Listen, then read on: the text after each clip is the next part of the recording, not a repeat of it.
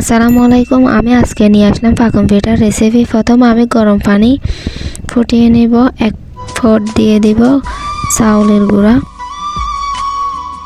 আমি এগুলো ভালো করে নেড়ে ছেড়ে নেব।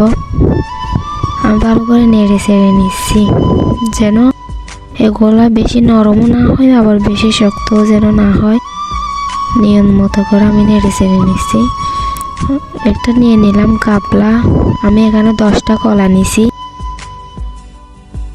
250 গ্রাম মিঠা নিছি, হালকা লবণ পরিমাণ মতো দিয়ে দিবেন লবণ। আমি এগুলো গুঁড়ো করে নিছি, ছুরি নিয়ে এগুলো ভেঙে নিছি, না হলে এগুলো কষ্ট হবে, তাই আমি এগুলো ভেঙে নিছি। সবগুলো একসাথে মিক্স করে নিব।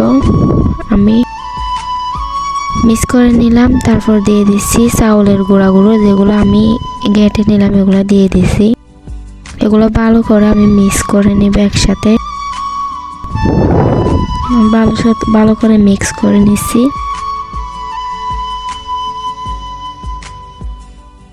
এখানে দিয়ে দিলাম 1 ফোঁট ময়দা, 1 ফোঁট ফোটানো। এদিকে আমি 1 ফোঁট ফোটানো চাউলের গুঁড়ো দিছি, এখন 1 ফোঁট ময়দা। তারপর দিয়ে দিছি গুঁড়ি, চাউলের গুঁড়ি। এগুলো ভালো করে মিক্স করে নেব। চাউলের গুঁড়ি আপনারা আপনাদের নিজের ইচ্ছা মতো দিতে পারবেন, কারণ এগুলো শক্ত না হওয়া পর্যন্ত চাউলের গুঁড়ি দিয়ে এগুলো শক্ত করে নিতে হবে। বেশি নরমও করতে পারবেন না, শক্ত করে রাখতে হবে। আমি তেল দিয়ে নিয়েছিলাম, কারণ এগুলো হাতে যেন না লাগে। তারপর আমি একটি পাতিলে এগুলা ঢাকনা দিয়ে কয়েক ঘন্টার জন্য রেখে দেব। আপনারা চাইলে সাথে সাথেও খেতে পারবেন। আমি কয়েক ঘন্টা পর চলে আসলাম, দেখুন এগুলো নরম হয়ে গেলো। আমি রাখছিলাম শক্ত, এগুলো এখন নরম হয়ে গেছে। এভাবে নরম হয়ে যাবে। আপনারা চাইলে সাথে সাথেও খেয়ে ফেলতে পারবেন, তারপরও এগুলো শক্ত হবে। কয়েক ঘন্টা রেখে দিলে তারপর এগুলো ভালো করে উঠবে, তুল করে ফুটবে। তারপর আমি নিয়ে নিছি একটা পলিথিন। এখানে আমি একটু তেল দিয়ে দিব যেন পিঠাগুলো ভালো করে মিলতে পারে, হাতের মধ্যে যেন লেগে না যায়। আমি তেল দিয়ে দিলাম।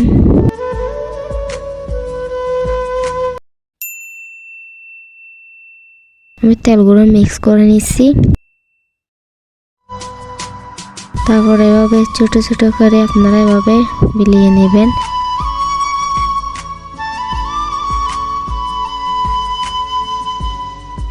আমি এবার একটা করে এভাবে পিঠাগুলো করে নিচ্ছি।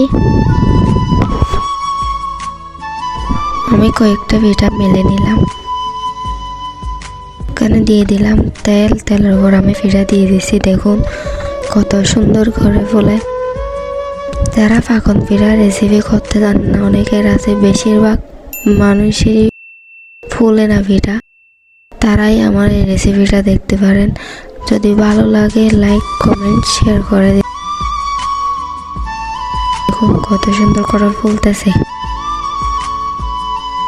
আপনারাও চাইলে এভাবে আমার মতো করে বানিয়ে নিতে পারেন।